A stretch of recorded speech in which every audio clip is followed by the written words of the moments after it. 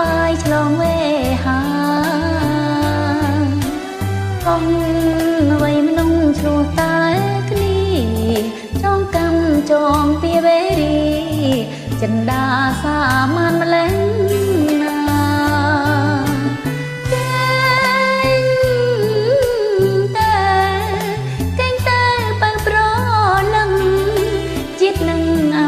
មែនហា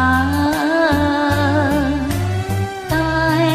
កុំអងសង្ឃឹម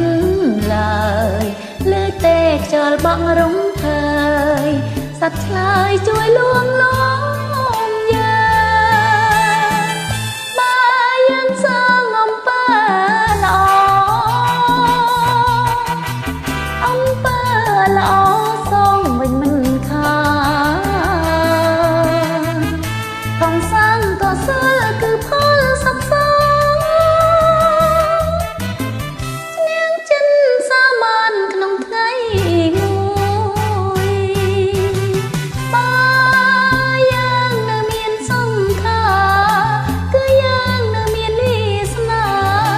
ជីវាកុំអស់